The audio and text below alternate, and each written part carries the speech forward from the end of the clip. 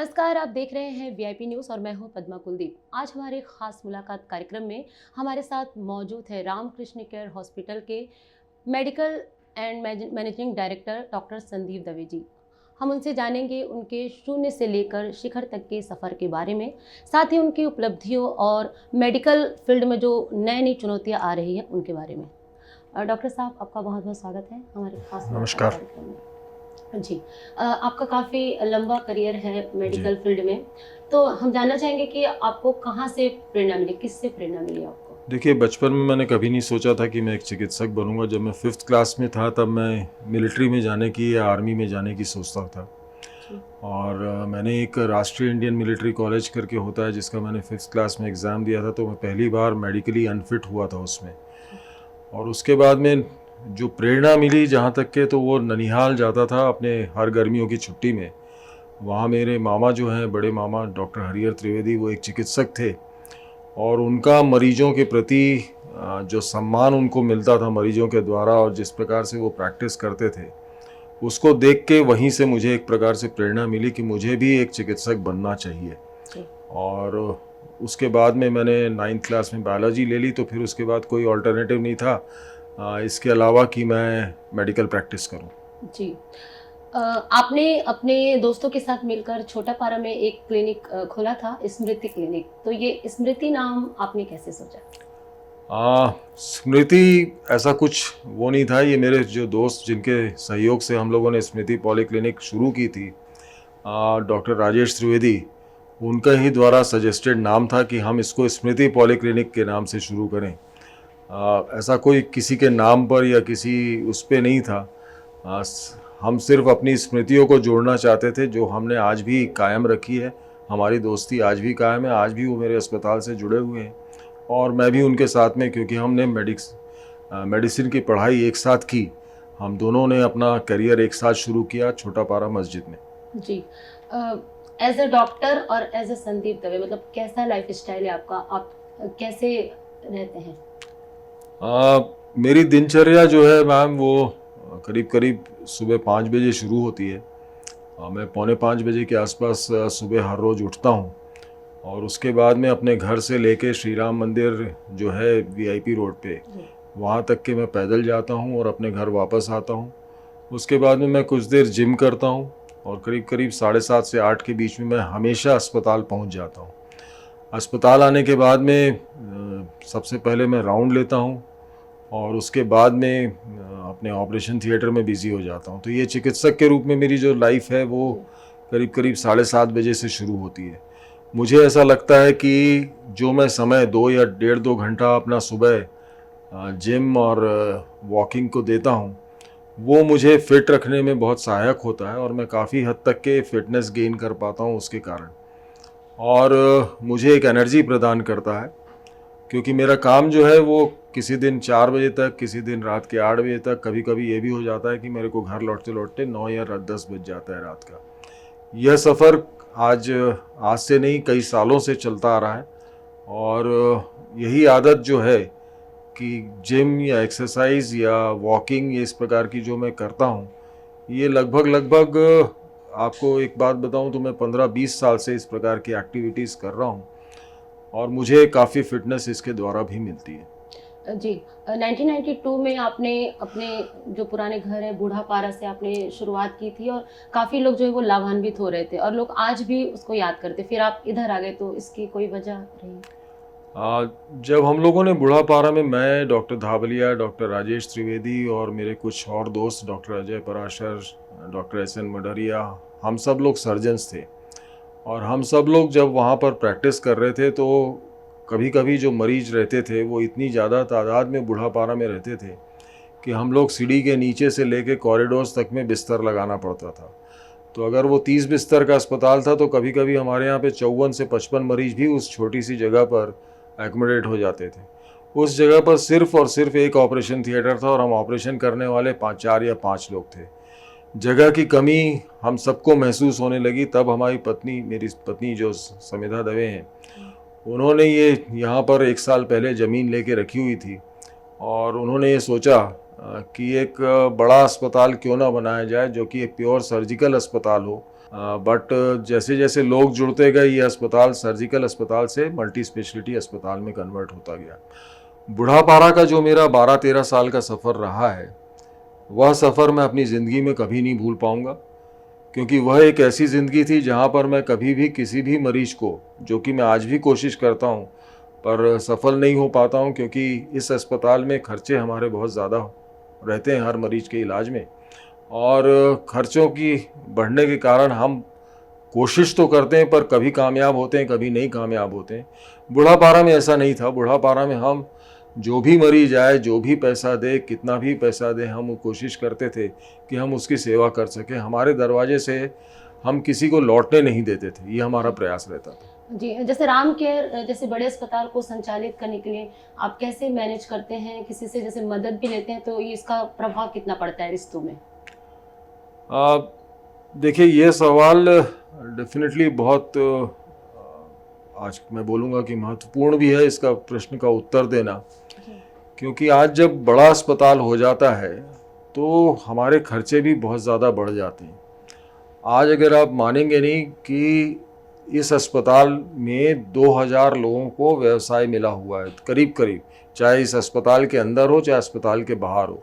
इस अस्पताल में जो व्यवसाय जो हमने दिया है वो किसी भी छोटी इंडस्ट्री में भी उतना लोगों को व्यवसाय नहीं मिलता जितना इस अस्पताल में हम लोग दे पा रहे हैं। और रायपुर के सभी अस्पताल इस प्रकार से लोगों को व्यवसाय की सुलभता उपलब्ध करा रहे हैं, और इसके कारण से आपका जो एस्टेब्लिशमेंट कॉस्ट है वह काफ़ी बढ़ जाता है, और एस्टेब्लिशमेंट कॉस्ट बढ़ जाता है, फिर आपको कुछ ना कुछ आपका मद जो खर्चे का मद होता है वो आपके मेंटेनेंस और बाकी सारी चीज़ों में भी बढ़ता जाता है, क्योंकि जो इक्विपमेंट्स हैं वे काफ़ी कॉस्टली होते जा रहे हैं। दिन पर दिन उनकी जो कॉस्ट है वो काफ़ी बढ़ते जा रही है।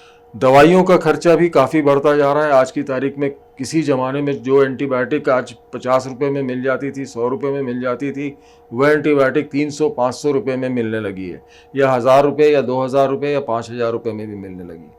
कुछ ऐसी एंटीबायोटिक्स हैं जो कि 4000 से 5000 रुपये पर डोज कॉस्ट करती हैं, और यह एंटीबायोटिक्स आज की तारीख में इसलिए महत्वपूर्ण हो गई हैं क्योंकि जो पुरानी एंटीबायोटिक्स हमारे यहाँ जो एंटीबायोटिक्स का मिसयूज़ हुआ है उसके कारण से जो भी मरीज आता है वो काफ़ी दवाइयों से रेजिस्टेंट रहता है, और इसके कारण से दवाइयों का खर्च आप बिलीव नहीं करोगे कि 70% जो अस्पताल का बिल होता है वह दवाइयों का खर्च का होता है, और बाकी जो खर्चा होता है वो दवाई जांच का हो जाता है 10 से 15%, और 15% के आसपास ही जो खर्चा होता है वह अस्पताल या डॉक्टर की फीस रहती है। जी, सेहत से जुड़ी कुछ ना कुछ खबरें सामने आती रहती है, तो हम जानना चाहेंगे कि जैसे आपके सेहत से जुड़ी कुछ खबरें आती हैं तो कोई मिरेकल है या कोई राज है कि आप उसी शिद्दत के साथ फिर से अपने काम को अंजाम देते हैं? देखिए, मैं जहाँ तक कि आपको एक चीज़ बताऊँ, मेरे ख्याल से शायद 2018 के बाद में मैं अब बीमार नहीं पड़ा हूँ। लोगों के मन से ये भ्रम दूर करना चाहूँगा। सिर्फ 2015 से 2018 के बीच में 3 साल जो थे वह मेरी ज़िंदगी के सबसे कठिन साल थे। मैं एक बहुत रेयर बीमारी से जूझ रहा था जिसको ट्रैकियोब्रोंकोमलेशिया या एक्सेसिव डायनेमिक एयरवे कोलैप्स बोलते हैं। इसका इलाज सिर्फ बॉस्टन में ही एक सर्जन है डॉक्टर गंगाधरन, वे ही इसके ऑपरेशन में महारत हासिल रखते थे पूरे विश्व में। और 2018 के बाद में मुझे याद नहीं आता, या ये 3 साल को अगर आप छोड़ दें तो बचपन को छोड़ के और 2015 से 18 को छोड़ के मैं इतना कभी भी बीमार नहीं रहा। जैसे मैंने आपको अपने इंटरव्यू के शुरू में ही बताया था कि मैं अपनी फ़िटनेस पे बहुत ज़्यादा ध्यान देता हूँ, और उसके कारण से ही, और 2015 से 2018 का बीच का जो समय था वो शायद इसीलिए मैं काट पाया, या इसीलिए उस बीमारी से भी निकल पाया, क्योंकि मैंने बहुत समय अपना एक्सरसाइज और फिटनेस पे भी दिया है। जी, अक्सर इलेक्शन के समय सुगबुगाहट होती है कि आप कहीं राजनीति तो ज्वाइन नहीं करना चाहते, तो इसको लेकर आप क्या कहना चाहेंगे? राजनीति मेरे ख्याल से ज़िंदगी में अगर आखिरी भी मेरे लिए ऑल्टरनेटिव होगा तो भी मैं शायद उसको नहीं चुनूँगा। मैंने कभी ज़िंदगी में नहीं सोचा कि मैं पॉलिटिक्स में जाऊँगा। देखिए, पॉलिटिक्स में भी जो रहते हैं वो भी सेवा ही करते हैं, और मैं भी अपनी कोई फील्ड में रह के जो सेवा कर रहा हूँ उससे बड़ी सेवा मैं किसी भी प्रकार की सेवा को नहीं मानता, और मैं राजनीति में कभी नहीं आऊँगा, ये मैं आपके माध्यम से आज सबको बताना चाहता हूँ। जी, आपके करियर के मतलब जितने भी अभी तक आपने सर्जरी किए हैं, ट्रीटमेंट किया है, तो ऐसा कोई यादगार वो पल जिसे आप आज भी याद करते हैं, एक जी, अचीवमेंट की तरह? मैं उस वक्त बूढ़ापारा में काम करता था और एक एल्डरली मरीज़ थे, उनका नाम तो मैं इस वक्त याद नहीं कर पा रहा हूँ, शायद राम विचार या ऐसी कुछ नाम था उनका। और उनका अल्सर फट गया था। मैं और मेरे बेहोशी के डॉक्टर और मेरा एक असिस्टेंट है जो परमानंद यादव या बल्लू हम जिसको बोलते हैं, हम लोग उसका ऑपरेशन सफलतापूर्वक कर लिए। ऑपरेशन हो गया पर मरीज बेहोशी से बाहर नहीं आ रहा था। और रात भर उस वक्त हम लोगों के पास में बूढ़ापारा में वेंटिलेटर भी नहीं था कि हम उसको वेंटिलेटर पे डाल दें, और ना ही उस वक्त इतनी ज़्यादा आप इन्वेस्टिगेशंस करवा सकते थे या आपके पास में पैथोलॉजी लैब में इलेक्ट्रोलाइट्स वगैरह होने की सुविधा भी नहीं थी। हमको ये भी नहीं मालूम था कि ये बेहोशी से बाहर क्यों नहीं आ पा रहा है। रात भर हम लोग अपने बॉयल सेपरेटर्स में जो बैग होता है उसको दबाते रहे। 4 बजे के आसपास मेरी बेहोशी के डॉक्टर बोले, यार मुझे नहीं लगता कि अभी ये बाहर आएगा, मैं थोड़ा सा आराम करके घर से आता हूँ, 5-6 बजे तक के आता हूँ, 7 बजे तक आता हूँ। मैंने बोला यार ठीक है, मैं और बल्लू हैं, हम लोग इसको बीच बीच में आराम करते रहेंगे और दबाते भी रहेंगे, कोशिश तो करेंगे कि ये मरीज़ ठीक हो जाए या बाहर आ जाए। क्योंकि ठीक है, सेप्सिस के कारण या इन्फेक्शन के कारण वो मरीज काफ़ी बुरी स्थिति में था, बट एक प्रयास करना ज़रूरी था। बीच में छोड़ देने से कोई अर्थ नहीं निकलता था। और वेंटिलेटर की कमी उस दिन बहुत ज़्यादा खल रही थी कि क्या काश हमारे पास वेंटिलेटर होता। उस वक्त ऐसे रायपुर में कोई भी अस्पताल नहीं था जहां पर इस प्रकार की सुविधा भी हो और मरीज को कहीं बाहर भेजने की भी स्थिति नहीं थी। तो हम लोग उसको बेन सर्किट पे ही वेंटिलेट करते रहे। सुबह 5-6 बजे के आसपास उसने अपनी थोड़ी सी आँख मिचमिचाई और वो आँख खोलने की कोशिश करने लगा। जब दूसरे दिन सुबह वो 10-11 बजे के आसपास पूरी तरह से बेहोशी से बाहर आ गया, उसकी ट्यूब निकल गई, तो वह केस मुझे ज़िंदगी भर याद इसलिए रह गया क्योंकि अगर आप प्रयास करते रहें, अगर आप मेहनत करते रहें, तो कठिन से कठिन केस में भी आपको सफलता मिल सकती है। यह उस दिन एहसास हुआ और ऐसा लगा कि आपको अपना प्रयास कभी नहीं छोड़ना चाहिए, आपको कभी हारना नहीं चाहिए, आपको लड़ना चाहिए। आप उसके लिए हैं। आपको कम से कम, अगर आप हार भी जाते हैं, अगर आपका मरीज नहीं भी बचता है, तो कम से कम आपको ये तो लगेगा, ये तो विश्वास रहेगा कि आपने अपनी तरफ से पूरा श्रम किया, पूरा प्रयास किया, पूरी कोशिश की। जी, बिल्कुल सर कि प्रयास हमेशा करते रहना चाहिए क्योंकि कोशिश करने वालों की कभी हार नहीं होती कहते हैं। जैसे डॉक्टरी फील्ड ही इतना मतलब चुनौती भरा है और काफ़ी स्ट्रेस रहता है, तो ऐसे में आप क्या कहना चाहेंगे कि स्ट्रेस से आप कैसे अपने आप को फ्री रखते हैं? शायद वही सबसे बड़ी कमज़ोरी है मेरी कि मेरे दोस्त मुझे मिस्टर टेंशन कुमार भी बोलते हैं। बहुत सारे दोस्त हैं जो मुझे मिस्टर टेंशन कुमार के नाम से बोलते हैं, यार कि तू सिर्फ ज़्यादा टेंशन लेता है, स्ट्रेस लेता है। बट एक चीज़ मैं आपको बताना चाहूँगा, जब आप इतना बड़ा अस्पताल चलाते हैं, जब इतने सारे लोगों का भरोसा या विश्वास आपके प्रति रहता है, उनको ये लगता है कि यार अगर हम यहाँ पे पहुँच जाएंगे तो हमारा मरीज़ ठीक हो जाएगा, ये जो विश्वास है ना, इस विश्वास को कायम रखना सबसे डिफ़िकल्ट काम होता है। और उसका ही स्ट्रेस सबसे ज़्यादा रहता है कि एक मरीज़ आपके ऊपर विश्वास करके आया है और आप उसको ठीक नहीं कर पा रहे हैं, आप उसको अच्छा नहीं कर पा रहे हैं, आप हार रहे हैं। आपको हारते हुए, हारना किसी को भी नहीं अच्छा लगता, और जब भी हार होती है उस दिन डेफिनेटली सबसे ज़्यादा स्ट्रेस रहता है, उस दिन सबसे ज़्यादा दुख होता है, और उस दिन ये लगता है कि यार क्या हो गया, क्यों, कहाँ गलत हो गया। और इस विश्वास को कायम रखने के लिए जो कुछ हो सकता है वो करने की कोशिश करें। डॉक्टर साहब, आप बार-बार जैसे दोस्ती दोस्ती कह रहे हैं, तो क्या आप भी एक आम इंसान की तरह जो दोस्तों के साथ मस्ती और जो एंजॉय करते हैं, क्या आप अपने लाइफस्टाइल में इसको शामिल करते हैं?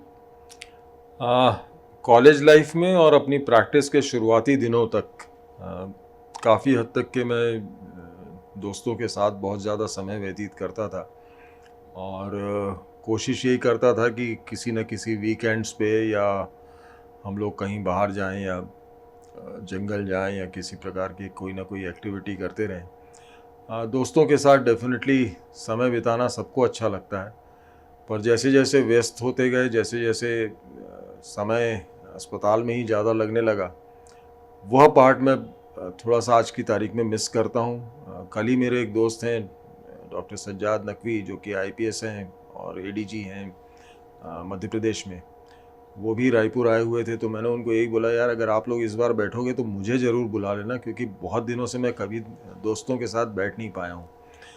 तो ये सब चर्चा चलती रहती है और अपनी ज़िंदगी का ये पार्ट मैं ज़रूर थोड़ा सा मिस करता हूँ। पर कुछ पाने के लिए या कुछ बड़ा करने के लिए आपको कुछ ना कुछ तो खोना पड़ता है, और शायद वो पार्ट अभी मेरे लिए ज़्यादा ज़रूरी ये है कि मैं ज़्यादा से ज़्यादा समय, बट मेरे जितने भी दोस्त हैं वे सब, चाहे मेडिकल हों चाहे नॉन मेडिकल हों, मैं उनसे बहुत प्यार करता हूं, उनको बहुत उन पे बहुत विश्वास करता हूं, क्योंकि आज अगर मैं जीवित हूं तो शायद मेरे परिवार और मेरे दोस्तों के कारण ही। सर, आज के आधुनिक मतलब रायपुर में देखें तो बहुत सारे मेडिकल कॉलेज और बहुत सारे गवर्नमेंट जो हॉस्पिटल हैं, उसके बावजूद भी लोग जो है वो रामकृष्ण केयर हॉस्पिटल आना पसंद करते हैं। तो ये आपके प्रति विश्वास और प्यार है कि एक और कोई वजह है? हमने एक कोशिश की थी, भले ही हमारा एक कॉरपोरेट अस्पताल हो, मेरे ये जितने भी हम लोग इस अस्पताल में भी जितने लोग काम करते हैं उसमें से 90% लोग रायपुर मेडिकल कॉलेज के ही पास आउट हैं। और जब आप रायपुर के लोकल शहर के लोग होते हो तो आपको जानने पहचानने वाले लोग बहुत ज़्यादा होते हैं, और उसके कारण से होता ये है कि जब आपके जानने पहचानने वाले लोग बहुत ज़्यादा हैं, आप लोकल हो, तो एक सपोर्ट अपने आप बन जाता है, और उनको एक विश्वास लगता है कि यार हम जहाँ भी जा रहे हैं वहाँ पर हमको छला नहीं जाएगा। एक सबसे जो चीज़, बड़ी चीज़ होती है चिकित्सा में, आपका प्रयास कि आप किसी को छल नहीं रहे हो, आप किसी की कमज़ोरी का फ़ायदा नहीं उठा रहे हो। ये जो कोशिश करते रहने से ही आप शायद कामयाब हो पाते हो, और लोगों का जो विश्वास है मेरे प्रति या मेरे अस्पताल के प्रति, उसके लिए मैं उनका हमेशा से हृदय से आभारी हूँ, और कोशिश करता रहता हूँ कि उनके इस विश्वास को मैं कायम रख पाऊँ। आपके डॉक्टरी करियर में काफ़ी आपने अचीव किया, काफ़ी सारी चीज़ें। आपके फ्यूचर प्लानिंग क्या है? आने वाले समय में आप और क्या नया करना चाहते हैं? मेरे लिए, मुझे ऐसा लगता है कि शायद ये जन्म कम पड़ जाएगा। जो मैं करना चाहता हूँ, जो मैं सपने देखा हूँ अपने चिकित्सा जगत से रिलेटेड, मैंने कभी मेडिकल कॉलेज या नर्सिंग कॉलेज या इस प्रकार के कॉलेजेस खोलने के बारे में नहीं सोचा। एक बार कोशिश की थी कि मैं एक नर्सिंग कॉलेज खोल लूँ, पर वहाँ पर भी मैं असफल रहा। उसी दिन से मैंने ठान लिया था कि मैं कॉलेजेस की तरफ नहीं जाऊँगा, अस्पताल में ही जितनी सुविधाएं बढ़ा सकता हूँ बढ़ाने की कोशिश करूँगा। अगले 1 साल के अंदर हम कैंसर के एक अस्पताल के साथ में भी एक कैंसर की विंग भी हम लोग डाल रहे हैं, और कोशिश कर रहे हैं कि जो नई से नई टेक्नोलॉजी इस प्रदेश में हम ला सकते हैं वो लाने की कोशिश करें, और बेहतर इलाज, बेहतर विश्वास के साथ हम लोगों का कर सकें, इसी कोशिश में हम लोग लगे हुए हैं। जी, डॉक्टर साहब, आपको आने वाले आप जो भी प्लानिंग कर रहे हैं उसके लिए बहुत बहुत शुभकामनाएं। धन्यवाद जी, और आप हमारे खास मुलाकात कार्यक्रम में हमसे जुड़े, हमसे इतनी सारी बातें की, और जो चुनौती है उसके बारे में भी आपने काफ़ी डिटेल से समझाया। आपका बहुत बहुत धन्यवाद। Thank you so much. तो दर्शकों, आज हमने अपने खास मुलाकात कार्यक्रम में बात की डॉक्टर संदीप दवे जी से। फिर एक नए शख्सियत के साथ फिर होंगे मौजूद। नमस्कार।